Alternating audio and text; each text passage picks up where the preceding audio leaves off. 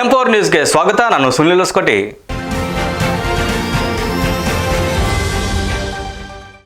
ತುಮಕೂರು ತಾಲೂಕಿನ SC colony ಸರ್ಕಲ್ನಲ್ಲಿ doctor B R. Ambedkar ಧ್ವಜಸ್ತಂಭವನ್ನು ಉದ್ದೇಶಪೂರ್ವಕವಾಗಿ ಧ್ವಂಸ ಮಾಡಲಾಗಿದೆ ಎಂದು ಆರೋಪ ಕೇಳಿಬರುತ್ತಿದೆ.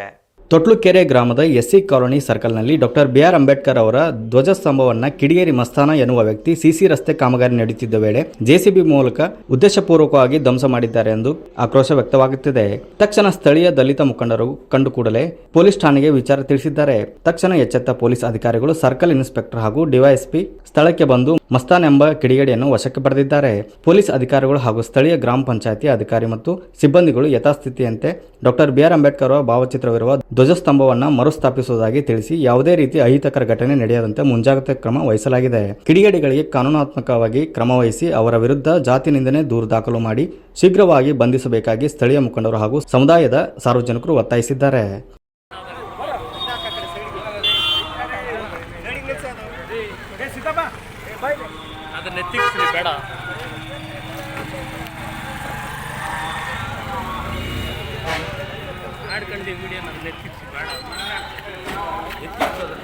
ನ್ಯೂಸ್ ರಿಪೋರ್ಟರ್ ಸಿದ್ದೇಶ್, ಎಂ4 ನ್ಯೂಸ್, ತುಮಕೂರು. ಇದಿಷ್ಟು ಈ ಹೊತ್ತಿನ ಸುದ್ದಿ. ನಿರಂತರ ಸುದ್ದಿಗಾಗಿ ನೋಡ್ತಾ ಇರಿ ಎಂ4 ನ್ಯೂಸ್.